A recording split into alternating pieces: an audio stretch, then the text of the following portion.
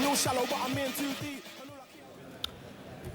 Hello, good afternoon. Welcome to the Masterclass Theatre. My name is Dave Guest, and I have the joy of guiding people through these various sessions. Have you been anywhere nice for your holidays this year? And if you did you go by coach? Well, from days out to historic centres and attractions to grand tours across Europe, Coach Tourism provides access to a vast range of experiences loved by customers. How can we ensure that coaches are consistently welcomed and can access all areas and overcome any barriers to entry?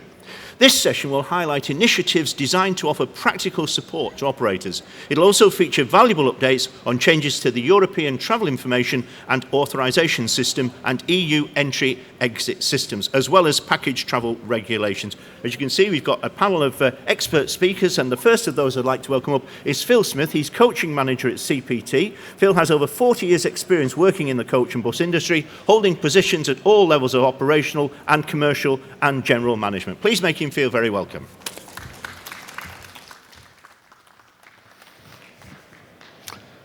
Good afternoon, everybody. Great to be here.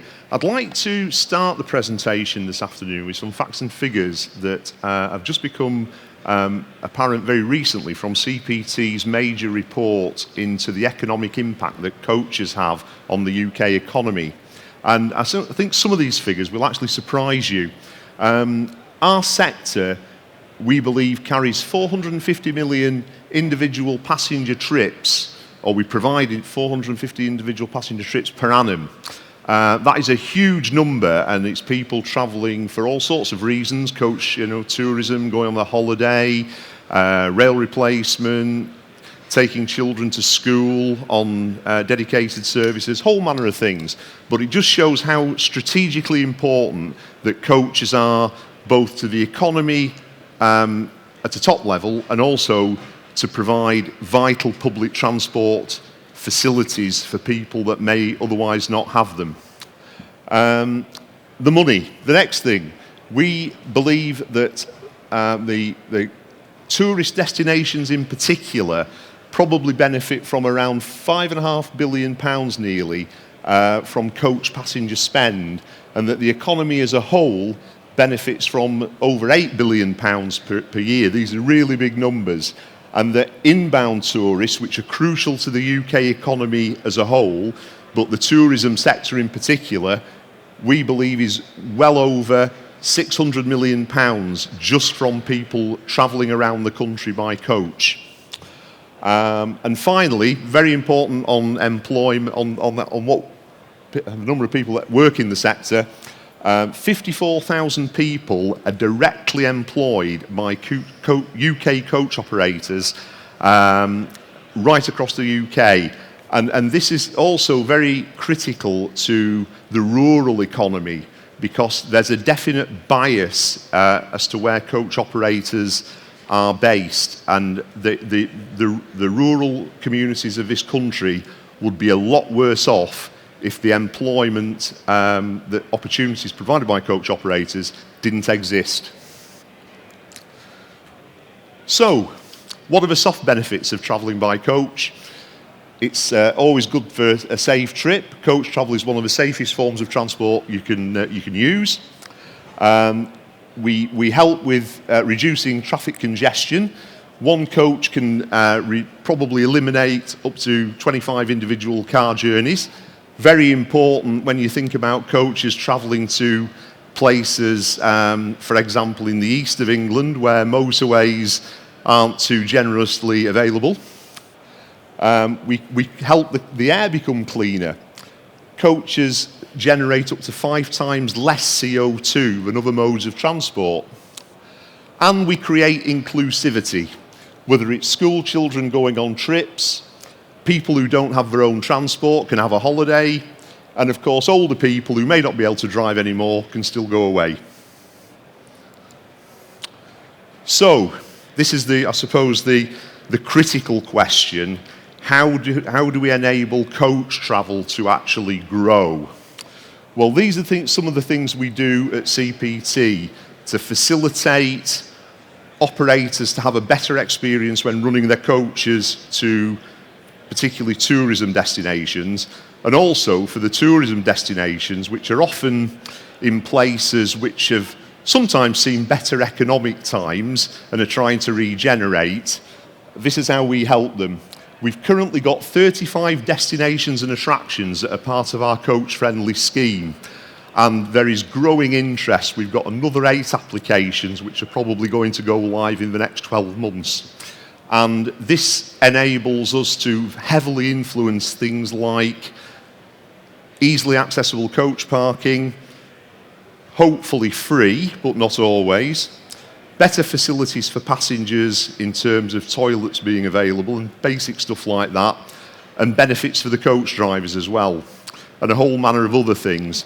But this is something that we are very keen to promote because we believe it will enable coach companies to grow their tourism and group businesses.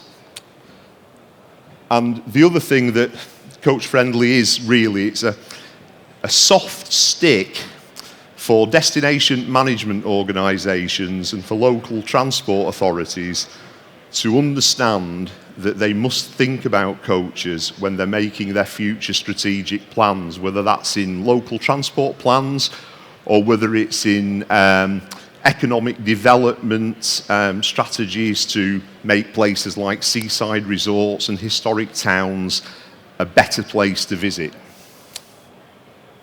And the report I referred to at the beginning of my presentation is actually key to progressing that objective.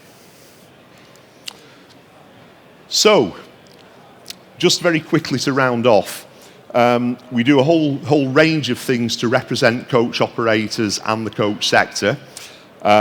We are actively involved in airport and seaport liaison groups such as Heathrow. We're members of the UK Tourism Alliance, which really does give us access all the way up to ministerial level in the UK government. Scottish Tourism Alliance, which does a similar thing. And we are also a warrior.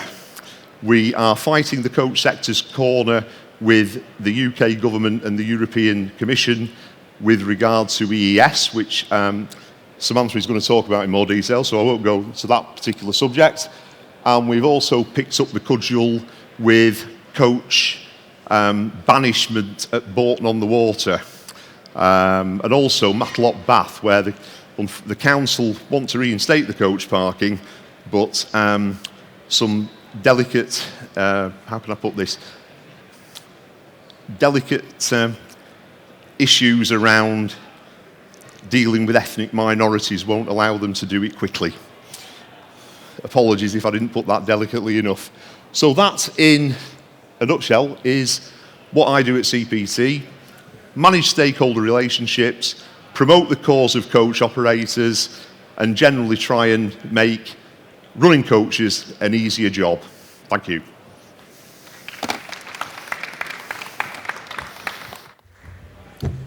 Thank you, Phil. The CPT's Coach Warrior making a very compelling case there for why coaches mean business in the UK. Well, next up is Samantha Bradbury. She's Membership Director at Bonded Coach Holidays Abtot, and her knowledge of all things connected to the package travel regulations and insurance bonding made her the perfect fit to become the Membership Director of Abtot. Please make her feel welcome, Samantha Bradbury.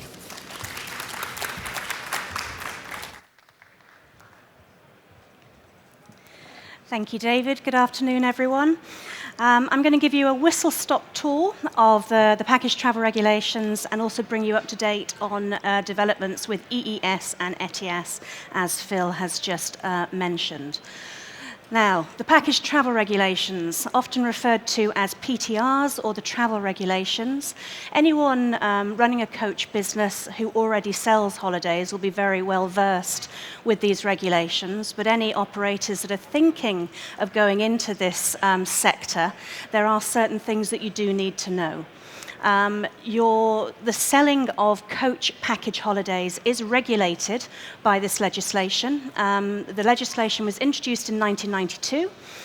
It was revised in 2018, and it's currently under review again.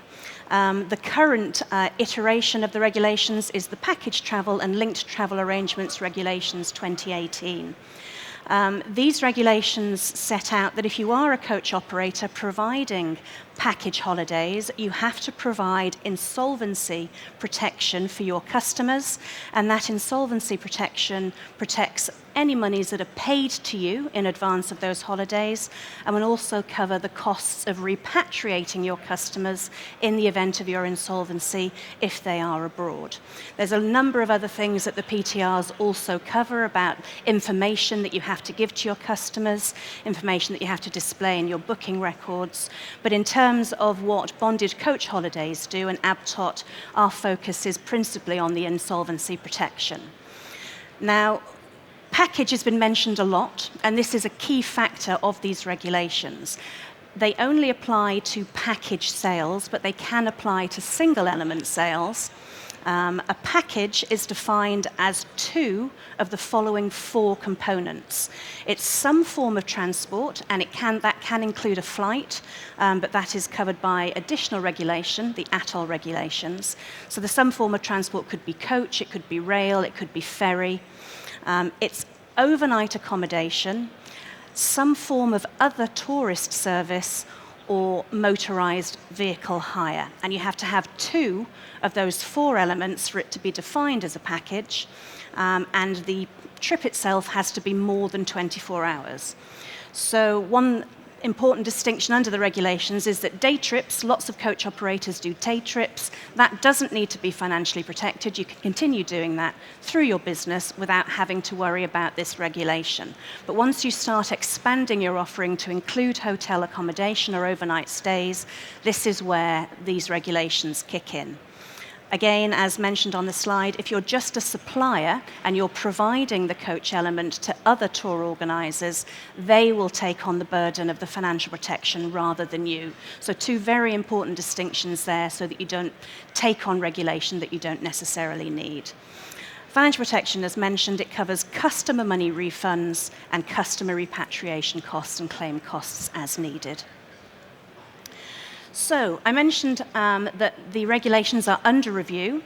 The Department for Business and Trade, the government department that regulates ABTOT, put out a call for evidence last year asking for input and comments from the industry about amending the obligations under the package travel regulations.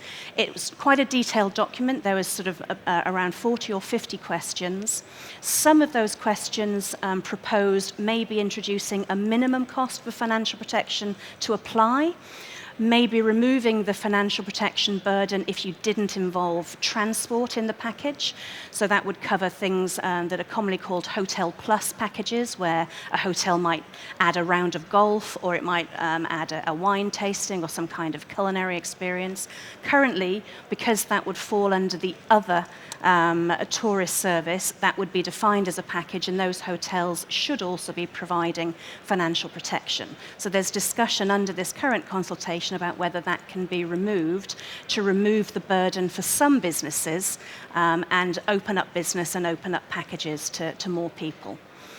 I haven't spent much time on linked travel arrangements, and I don't intend to do so today because that could be a whole 45-minute session all by itself. But under the current regulations, there is a slightly different form of reduced package called a linked travel arrangements, which is causing all sorts of headaches to the industry. And one of the suggestions is, should we get rid of that? And then I mentioned also about the amount of information that people have to give out to their customers ahead of booking. There's suggestion in the call for evidence about simplifying or reducing the amount of evidence as well. ABTOT, as an approved body, we went out to our members, our Bonded Coach Holidays members, and asked for their input. We provided a formal response, as did many stakeholders. The Department for Business got over 150 responses from the industry that they've been compiling and collating. The report was just about to go to the Minister for approval when there was a snap general election called last year. You may remember, or early in the year, you'll remember that. So the formal response hasn't hasn't yet been put before the Minister, but we're almost at the stage where it will be, and there'll be a further consultation following that with some reduced suggestions and proposals in that. ABTOT with BCH will continue to liaise with its members and get that feedback and feed that back to the Department for Business and Trade going forward. So that in a nutshell is the PTRs. We've mentioned also about EES. Now, I was hoping to be able to talk to you today about the fact that it was supposed to have gone live on Monday. It didn't. The day when it is supposed to go live is still actually not determined. Hot off the press from this morning, there was an online governmental, lots of stakeholder departments conference at 11 o'clock today that I wasn't able to join, but Phil did join. And there'll be some opportunity to expand on that in the Q&A. But there is still no firm date of when EES, the European Entry-Exit System, is going to be introduced. This slide sets out why it's being introduced. It is primarily about increased border control measures. There isn't a charge for it, but it is coming. We don't know when it's coming, but it is. It's going to replace passport stamping, and biometric data is going to be collected. So we're talking fingerprint, eye scan, photo. Very similar to what you're used to in airports at the moment, where you put your hand, you look into your sort of retinal, and your passport is scanned. That is coming for non-flight border transport into Europe.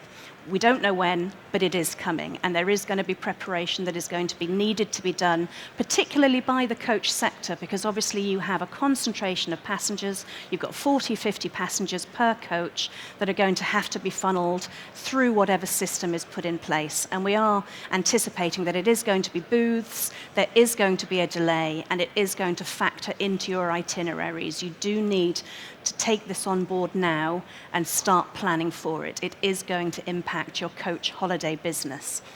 We anticipate delays, we anticipate teething problems, but we will be here along with CPT to help our members and provide guidance when we know more. But it is a little bit of a watch this space at the moment. From the call this morning, there is a suggestion that it's going to be a non-phased, phased-in approach, whatever that means. But we can sort of delve a little bit more into that later on.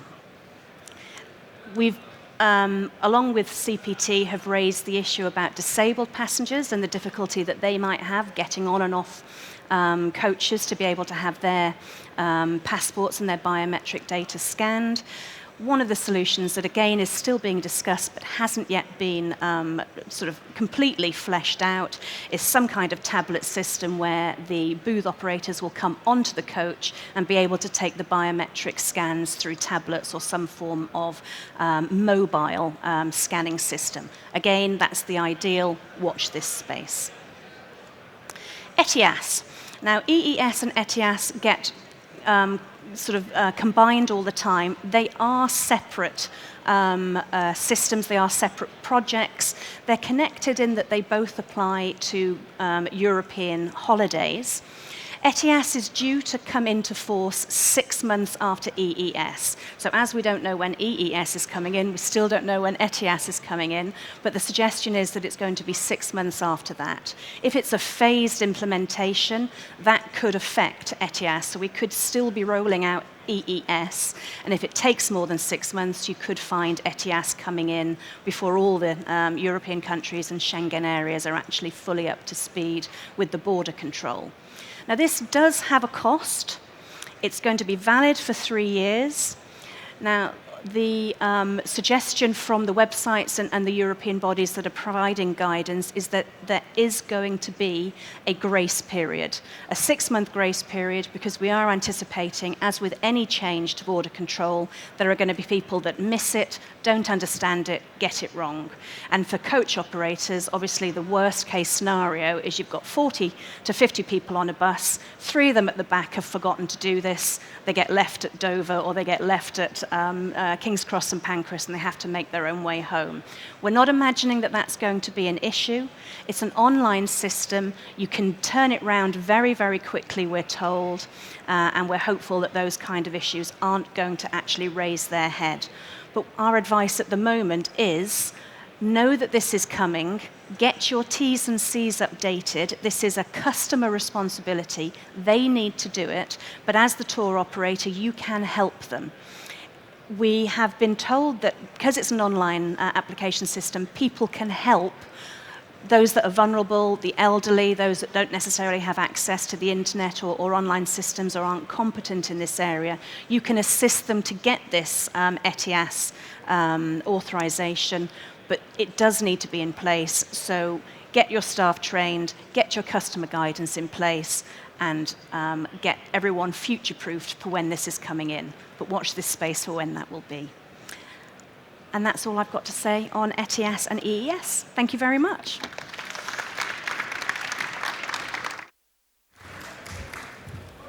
Thanks, Samantha. We will obviously be asking you a few questions about that shortly. But first, we're going to hear from Mark Smith. He is the Trade and Group Sales Manager at Continuum Attractions. Now, he oversees UK and overseas group and trade bookings for this company's 8-strong portfolio throughout the UK. Its attractions include the Coronation Street Experience, the Emmerdale Village Tour, the Loch Ness Centre and the Spinnaker Tower. Mark Smith, ladies and gentlemen.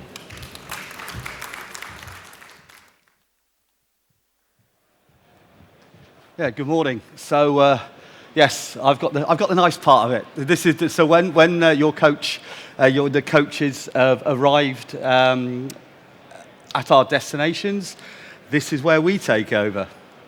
So a little bit about Continuum, and I'll explain why.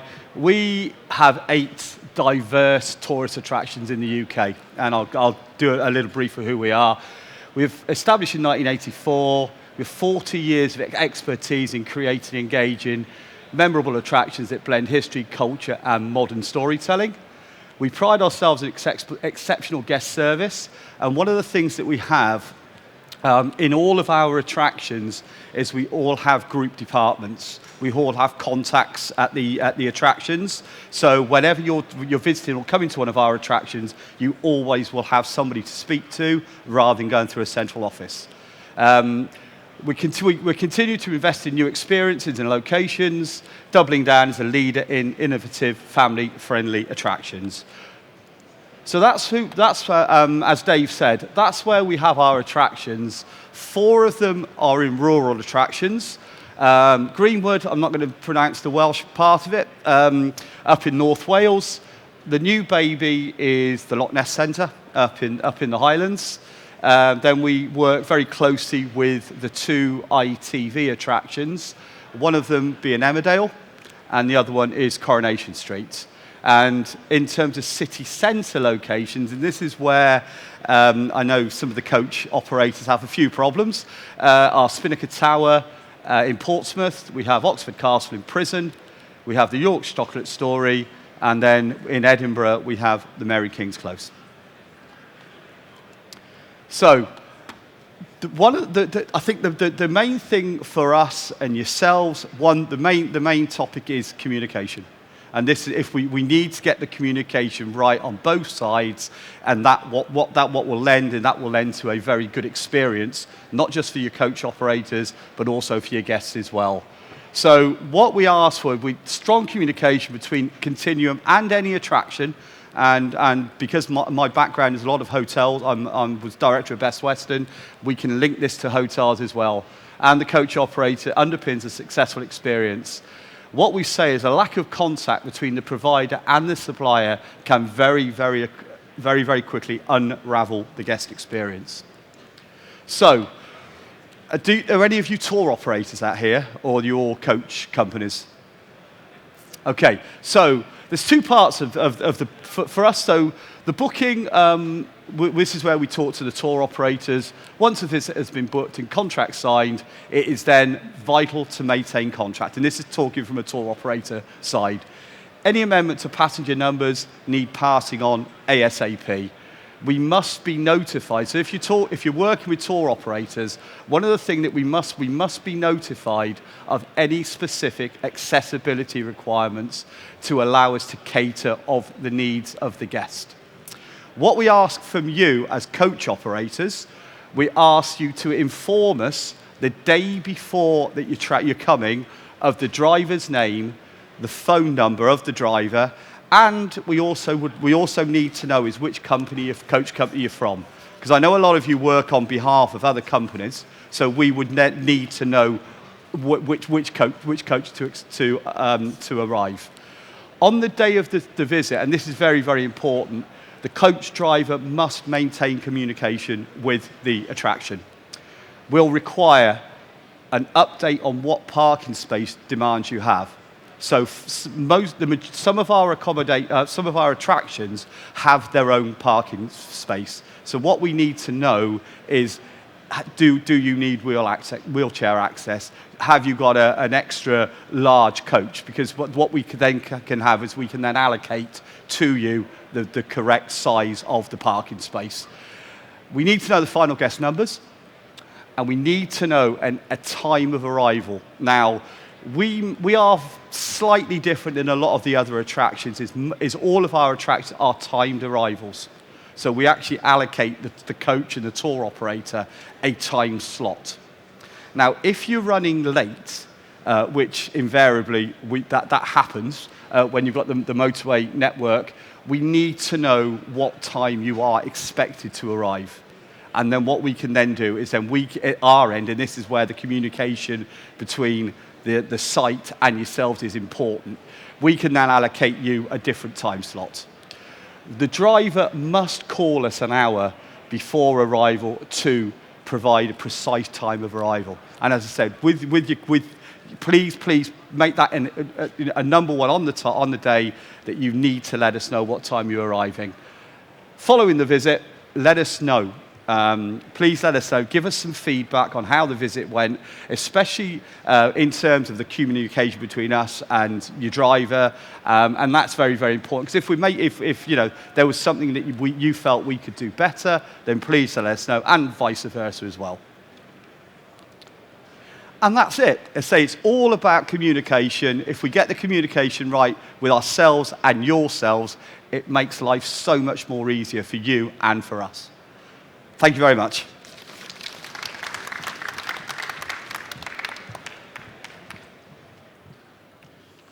Right, thank you very much indeed for that presentation. We will get some questions from the floor in a moment, but I just want, first of all, to raise something that somebody submitted a question about, where they said coach operators can feel sometimes that they're not welcome at venues, and yet we heard earlier that they bring in about £5 billion worth of business to venues. It's a no-brainer. Why would any venue not want to welcome as many coaches as they possibly could? I can't answer that because like I've said, we want groups into our attractions. Whether it's domestic coaches or overseas coaches, that's what we want them. We welcome them. We have special groups terms and conditions. We have special rates. We have special deals for the coach drivers. So, as I say, speaking from our 8 attractions, and to be honest, a lot of the hotel chains that I've worked with before, we want groups. We welcome groups, and yeah, that's all I can say. I mean, please send us all your groups. That's what we want. I suppose that the thing you touched on right at the start of your presentation, Mark, was communication. Absolutely. So get in touch with the attraction, whether it's one of yours or somebody else's, and say, we want to bring X coach parties on these dates. It'll mean this many people, blah, blah, blah, and keep that communication going. Absolutely, it's vital. I mean, as I say, we have twofold. Whether you're working through a tour operator or a wholesaler, or if you're a coach company doing your own thing, it's vitally important. And even throughout, there's change in numbers. You say, well, we haven't got as many people as coming. Can we renegotiate the rates? Or that's a very different thing. But the main thing for us, and it's certainly when we're working with like the city centre locations, so the likes of Oxford, the likes of York, the likes of Edinburgh, and the difficulties I know that a lot of you had in finding parking spaces, and certainly where Oxford's concerned and where my office is in York, it's imperative that your coach drivers are in contact with us. And as I said in the presentation, because we, and like a lot of the other attractions are all timed numbers. We need, and if we've got a problem, what the last thing we want to do is for your guests to turn up, and we have to turn them away because we're full. So it's that communication between the driver and us is very, very important. Yeah. And that's what makes it work at the end of the day. I think you wanted to come in there. Yeah, thanks, Dave. In answer to your question as well, what we're seeing in a small number of locations across the UK, and I'm not going to name them this afternoon, is that there appears to be a trend within those localities that they want to choke tourism off. So they want fewer tourists who spend more money. And there's a misconception that coach passengers don't spend enough money, which is complete nonsense. And we've identified at CPT this is an issue with some communities.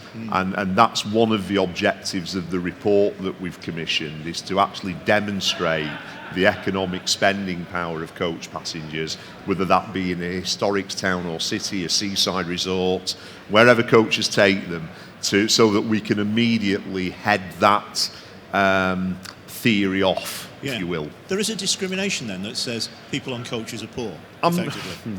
That might be a bit strong, but I think there's a view that people travelling to locations that are worthy of visiting by other means may spend more money. I'm not quite sure whether that constitutes discrimination. Yeah, Samantha, I think you want to say something. Again, to add to that from sort of the Bonded Coach Holidays Abtop perspective, I don't think you can underestimate the importance of coach package holiday operators to the UK. Abtop's got nearly 400 members. 1 in 4 of those members are coach holiday operators. They are spread throughout the country. They offer opportunities to people who don't live an hour from an airport to go out and explore, to go overseas, to see the amazing sort of destinations within the UK or beyond. So the coach holiday sector is huge, and it's very, very important to the UK as a whole and the communities that they serve. Well, it sounds like it's got a great story to tell, but is it telling it? Is it telling it widely? I mean, some of your figures, 54,000 people working in it, £5 billion worth generated for attractions, 450 million journeys. Is that story getting out there? Do people understand? Well, that's our job, is? Dave, and that's what we are promoting. And the coach-friendly scheme is gaining momentum, and it's really crucial that it does, because that opens the eyes of policy and decision makers in local authorities and DMOs across the length and breadth of Britain to show just how economically valuable coach passengers and coach travel is to them. But secondly, we're all about sustainable tourism now, and the coach is absolutely the best way of delivering sustainable tourism in a UK and probably a European context. And that's where local authorities putting it into their transport plans is vitally important, making allowance for it. Yeah, I think it's also worth mentioning that historically, we as a bus and coach industry, and particularly through CPT, we've generally won the argument about bus travel being sustainable, being good for the environment, being good for social cohesion. I don't think you'd be hard-pressed to find anybody in a local authority now that would disagree with those principles. But we've still got a job to do where coach travel's concerned. And I think the reason for that is that often tourism, as a general thing, is the responsibility of the economic development people within local authorities, and often second-tier authorities that don't do public transport as a statutory responsibility. And they've just got, the long-held post-war conception that people travelling by car are going to spend loads of money. The more cars you get in, the better. It's better for the shopkeepers, it's better for the attractions. And when coach-friendly, the report and the narrative that CPT are running now is all about changing those perceptions. I think something you said earlier, Phil, I think one of the biggest problems we've had in our industry, certainly from my side, has been education. After COVID, we lost some very, very good people. And a lot of hotels, a lot of attractions got rid of very, very good people who understand the leisure industry. And what we're doing now is sort of over the sort of last couple of years, it's re-educating people. It's re-educating people to understand how the coach industry works. I mean, I'm lucky I've been in it for a long, long time. And so I sort of understand from all sides. But that is the biggest problem I feel for tour operators, for coach operators, is getting somebody at the attraction, getting somebody at the hotel who actually understands what this industry is about. And one of the things we've done at Continuum, as I said, we have what we call revenue relationship managers. So we have a person who looks after the coach industry, the group industry in every one of our attractions. And I sort of lead that team, and so I educate all of the people how to work with the industry. And to be honest with you, I think we do, excuse my language, a bloody good job at certain places. Stuart's just been to Coronation Street and ITV, and they're two of our biggest attractions, and it works very, very well. But no, it's all about re-educating some of our staff in getting the powers that be, i.e. the owners, to actually bring some people in who know what they're doing. We need some more Marks out there. Absolutely, at the I attractions, agree. don't we? Yes, Definitely. I fully agree. Anybody got anything they'd like to add? Any experiences you've had about access and things like that before we move on to other subjects? Then? Hello, Jim Smith. I work for Spirit Sussex down in Brighton. Phil, you touched on it, and it's been touched on by others, about the parking facilities for a lot of attractions. Some we're welcomed and some we're not. And I was impressed when I went to St Pancras to pick some students up, and it's free parking at St Pancras. You drive in there, the guy sees you in there and parks you up. It's fine, nothing, it's free. Go to Rye and they charge you £17, and there's a row of coach spaces, but nobody uses them because they know they're not going to pay 17 quid. They're trying to encourage people to visit these places, and unfortunately, we're not encouraged enough by them, and that's the problem. And more work needs to be done, and unfortunately, it's just not happening. Thank you. So basically, when you have to pay, the space is empty, so they're not getting the money anyway. So CPT, I presume you are trying to keep on battering local authorities to say, and others to say there is actually a good reason why you should provide free spaces. The challenge is that the overwhelming bulk of the capacity for car parking, coach parking, any vehicle parking in places is a cash cow for local authorities. And whilst we try and influence local authorities, particularly through the coach friendly scheme, to be sensible in how they price, particularly, we're not particularly interested in how they price cars, more expensive the better, but how they price coach parking. It can sometimes be difficult because, as in with national government, it's the borough treasurers or the finance departments that tend to rule the roost.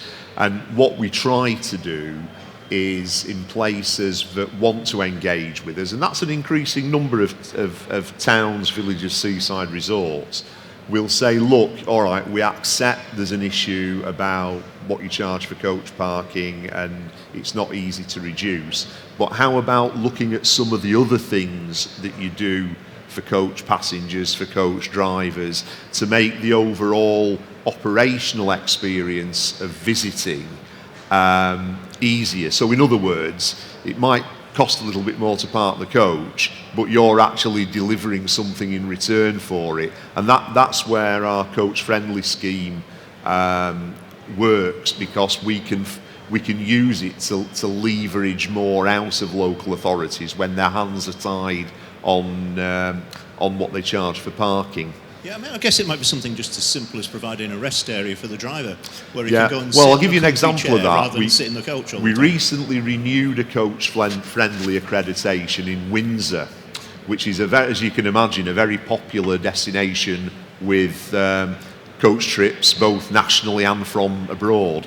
And they didn't have any facility for drivers to get discounted refreshments near the coach park. And I actually made that a condition of renewal, that they found somewhere, and they did. And it took them a little bit of time, but they came back with a solution. And this is a sort of leverage that the coach-friendly scheme can have picking up and dropping off points are another one. You know, for example, some places think it's great just to plonk them in the middle of where the bus stops are. Well, that just aggravates bus drivers and it makes the coach driver's job impossible. So we use the coach-friendly scheme to move them away from, you know, negative aspects like that, so that they think of somewhere sensible for coaches to drop off and pick up. Because often the drop off and pick up points aren't where the coaches park. They are sometimes, but often they're not.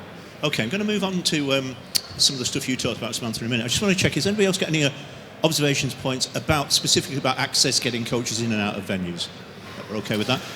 Samantha, in your presentation, you were saying that the entry and exit system rules, regulations, whatever you want to call them, are being put back. Does that indicate that maybe somebody's looked at them and thought, we've got something wrong here, we need to look at it again? Or is it just that we've got a new administration who just wants to say, well, that lot's idea, we want to go through it and comb through it and everything else? Well, the EES system is being brought in by Europe, so it's got nothing to do with us. What we think the problem is that it's just it's logistics. It's just such a large-scale operation. You've got however many countries in Europe and the Schengen area, all with different priorities.